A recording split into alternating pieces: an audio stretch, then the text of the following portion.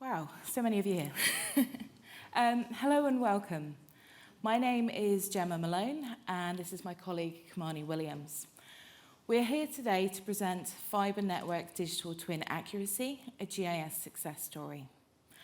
And hopefully, over the course of the next 20 minutes or so, we will be able to show you how multiple teams within Jurassic Fibre are collecting, sharing, and using geospatial data to gain comprehensive insights across the entire customer lifecycle using Esri GIS products. So we'll start with a beautiful picture of Exmouth in the southwest. So founded in 2018, Jurassic Fibre is working hard to bring high-speed internet connections to families and businesses throughout the southwest of England. Our mission is to transform perceptions of broadband providers, galvanizing communities and empowering the people and businesses of the local communities with the connectivity that they deserve. From Jurassic Fibre's initial conception, GIS has been a key communication tool between departments. From surveyors in the field using field maps, GIS designers planning the fibre routes in ArcGIS Pro, construction supervisors updating work completed on the online maps, to our amazing sales and installation teams checking whether a customer's property is ready to be installed via the online applications. With Esri dashboards reporting the whole process of all teams along the way. This single source of truth has enabled us to ramp up fibre rollout across the region in the last few years, enabling us to reach more homes and provide a better service for all of our customers. Now, we could stand up here all day discussing all of the different ways in which GIS solutions are used within JFL to communicate data between the different teams. But for the purposes of this presentation, we are going to focus on one particular example, our as-built validation process. So, like most problems, we start with a challenge. And like most utility companies, we like to keep a record of the planned works, and we generally like it if the completed works match the plan. And when using a digital twin of the real world to manage your assets, this accuracy of data becomes very important.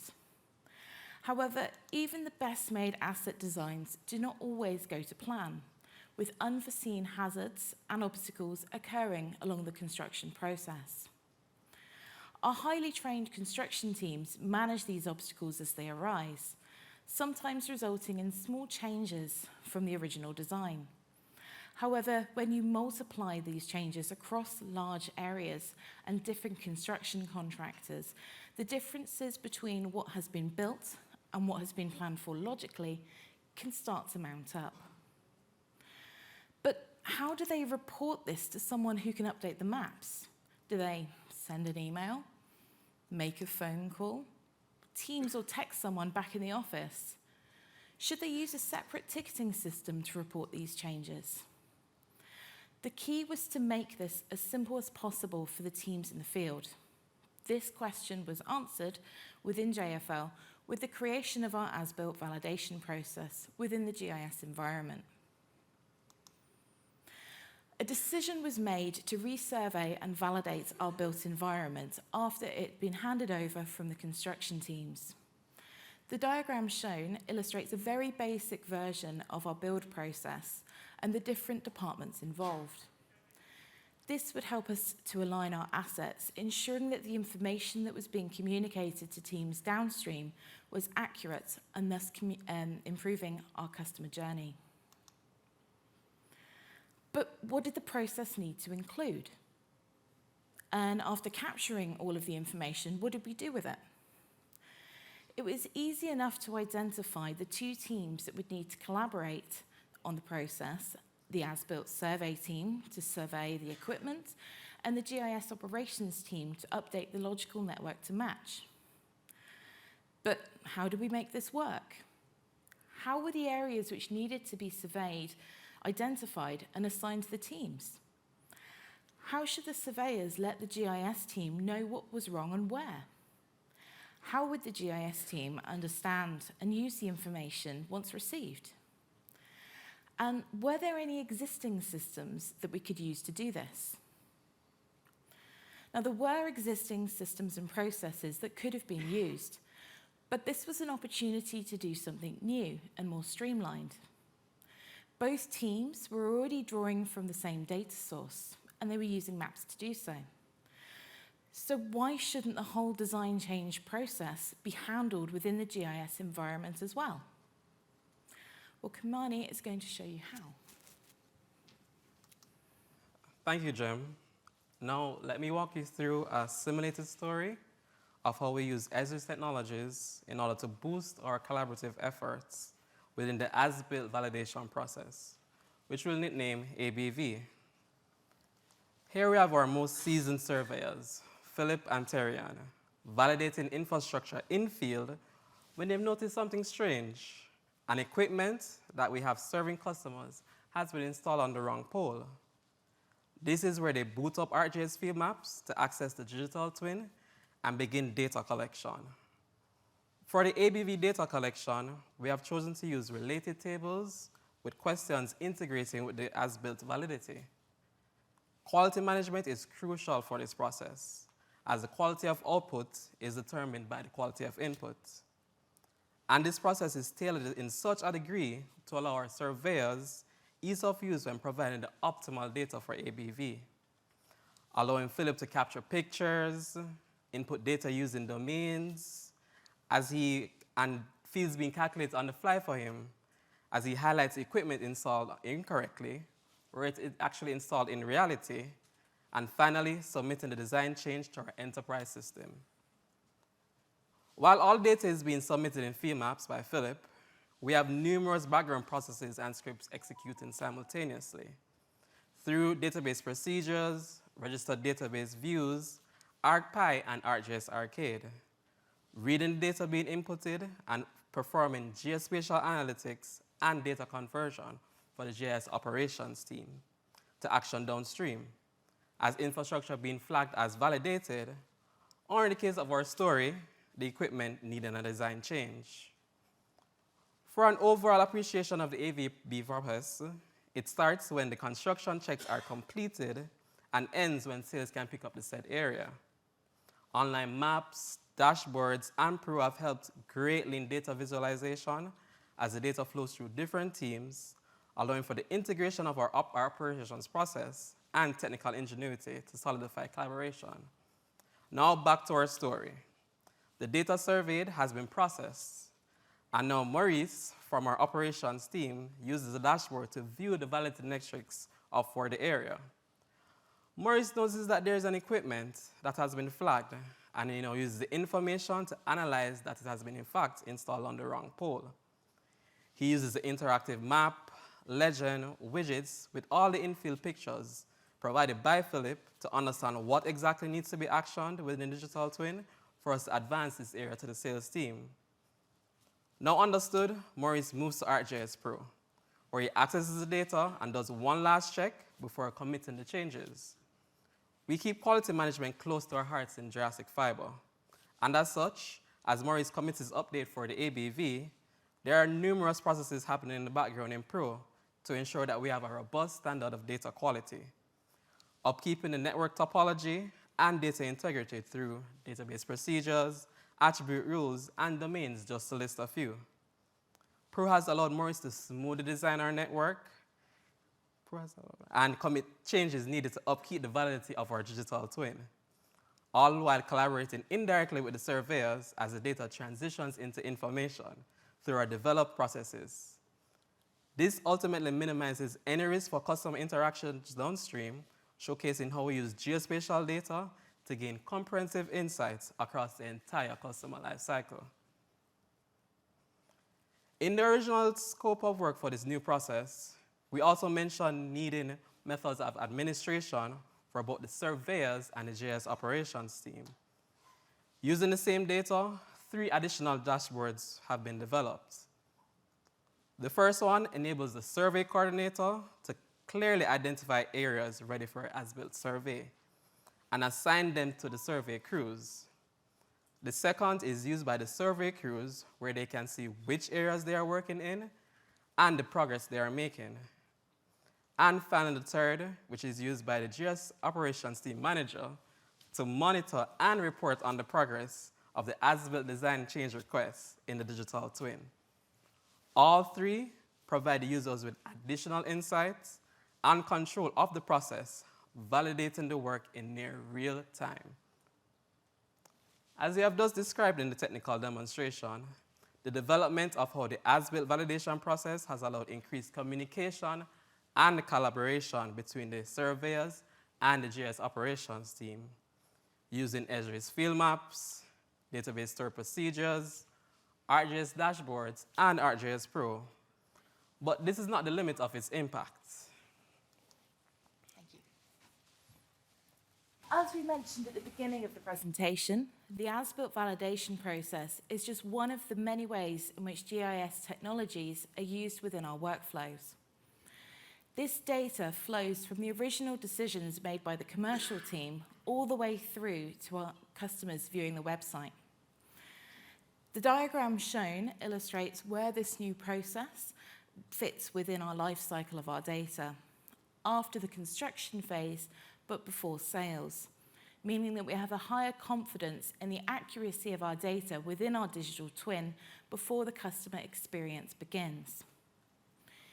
Each department shown has access to the near live data within the digital twin via either an app, map, or dashboard, meaning that as the data is updated by the GIS operations team, both users upstream and downstream can benefit from the improved data quality almost instantaneously. As a consequence of the new process, we have also been able to identify equipment needing remedial works and been able to collaborate further, benefiting other departments such as construction, network, and even licensing. Downstream from this process, the data corrected helps us to give accurate information to our installation management, customer connections, and customer care teams, particularly when a change will impact the installation time for a customer that's already in progress. So there is a lot of positive information that has been identified by this process, which has had a number of different impacts. One of the key benefits has been identified is, of course, the improved digital twin data accuracy, which was the intention of the creation of the process. The clear visualization provided by the Esri dashboards have enabled our teams to quickly identify linked problems, even when they have been reported separately. This spatial visualization of impacted equipment has drastically reduced the time taken to troubleshoot these issues, meaning that we're able to fix them almost 20 times faster. The way that the database tables have been set up has enabled us to have a streamlined reporting for both the survey teams and the GIS operations teams, minimizing the administration needed and allowing managers to see the effectiveness of the process. The increased data accuracy has also had several knock-on effects. The most noticeable is the minimalization of the risks for the customer installations. By having the most accurate data before the point of sales, correct information can be passed to the customer regarding their installation, and the installation teams can be confident when they go out to connect a customer that the information that they have on their maps is going to help them complete the job successfully. However, a number of additional and sometimes surprising benefits have also occurred. Inefficiencies within the build process have become apparent as a result of the as-built validation process, which we've been able to clearly visualize and feed back to the construction teams. This has led to process changes and hopefully improvements over time. Included within this were maintenance issues such as damaged equipment that we were not expecting to discover. The new process allowed surveyors to quickly identify the faults and continue on with their work. The GIS operations team are then able to pick up the faults from the data and report them onwards to the relevant teams for remedial works.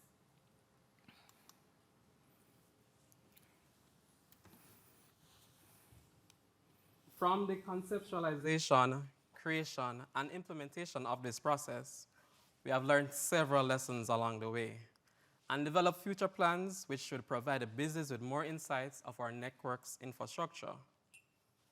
At the moment, the as-built survey team are the only team reporting as-built issues through this process.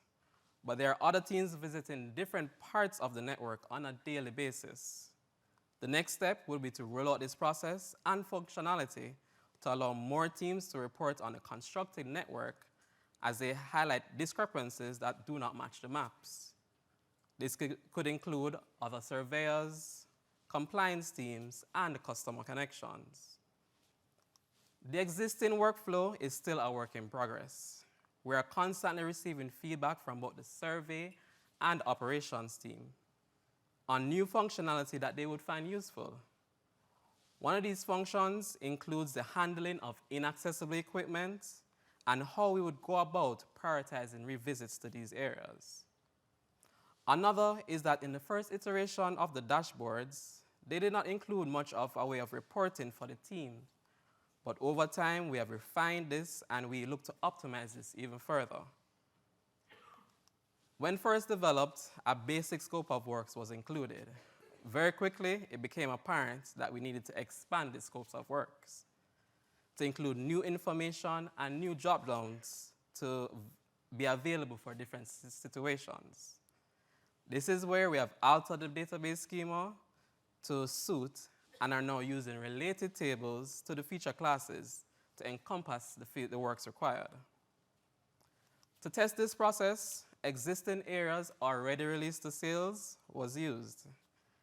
This is gradually being brought back in the line with our release to sales process, ensuring that any changes that are made prior to sales that are becoming an essential part of our validation process. The abounding benefits gained from the as-built validation survey had led us to conceptualize the incorporation of a geospatial validation workflow for our network design team. This would enable even more collaboration as the network designs are validated before handed off to the construction teams. And finally, with the number of discrepancies found within our digital twin, its accuracy has obviously come under some scrutiny. And as such, we have in the works to implement an accountability reporting feature during the construction of our designs. This measure, alongside our design change request process, would further boost the comprehensive insights of our data sets.